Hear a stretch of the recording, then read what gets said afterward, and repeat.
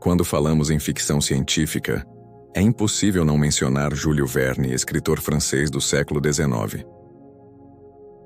Sendo um dos pais do gênero, foi responsável por inaugurar um tipo narrativo capaz de unir imaginação, ciência e aventura de maneira inédita para sua época, e que continua influenciando profundamente a literatura, o cinema e até a forma como pensamos o futuro. Jules Verne nasceu em 1828, em Nantes, na França, e viveu em um período marcado por grandes avanços científicos e tecnológicos, tais como o desenvolvimento da engenharia moderna, das máquinas a vapor, da eletricidade e das grandes navegações. Diferentemente de outros escritores, Verne não via a ciência como algo distante da literatura. Pelo contrário, ele fez da ciência o próprio motor da narrativa.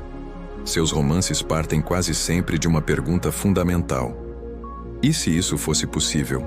E a partir daí constroem mundos que parecem fantásticos, mas sempre ancorados em um rigor técnico impressionante.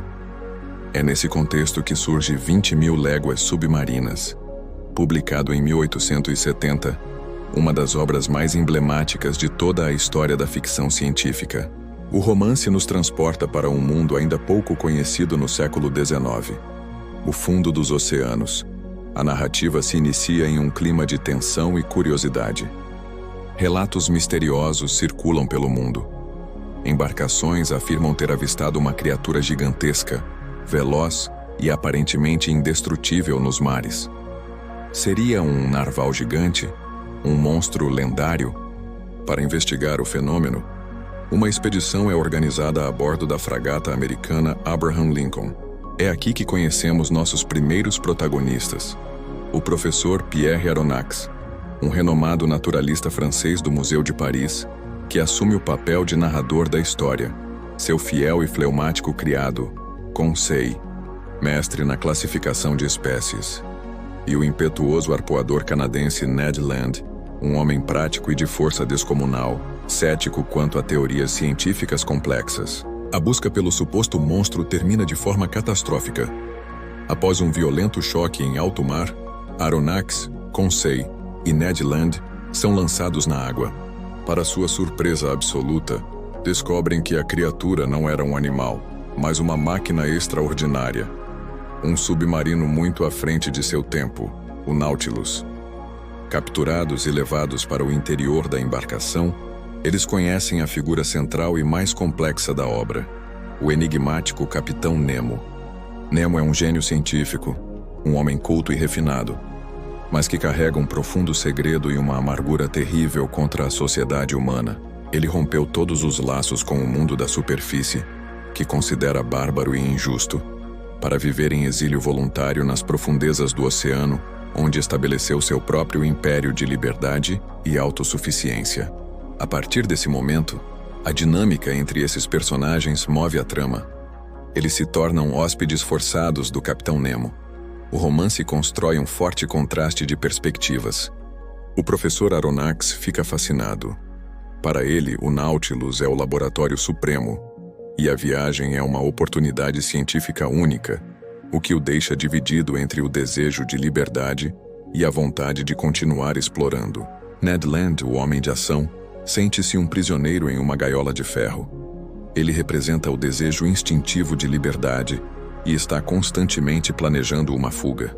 E o Capitão Nemo, o qual por sua vez oscila entre a figura de um anfitrião genial, que lhes apresenta as inúmeras maravilhas do fundo do mar, como florestas de corais, batalhas contra lulas gigantes e a cidade perdida de Atlântida, que é de um justiceiro implacável, que usa sua tecnologia para atacar navios que representam as nações opressoras da superfície.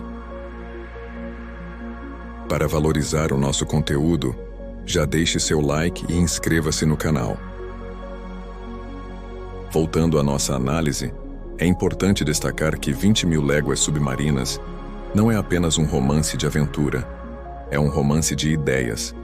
Jules Verne usa o Capitão Nemo para refletir sobre o uso ético da tecnologia e os limites do progresso. O Nautilus é uma maravilha da engenharia elétrica, algo quase mágico em 1870, mas também é uma arma terrível nas mãos de um homem ferido. Um dos grandes trunfos do livro é a forma como Verne descreve o ambiente submarino através dos olhos do professor Aronnax. A fauna, a flora e as paisagens do fundo do mar são apresentadas com um nível de detalhamento que impressiona até hoje, misturando dados reais da época com a imaginação visionária do autor. Ler Júlio Verne hoje é um exercício de dupla viagem, uma jornada ao fundo dos mares na companhia desses personagens inesquecíveis, e uma viagem ao século XIX, quando imaginar o futuro era um ato de coragem.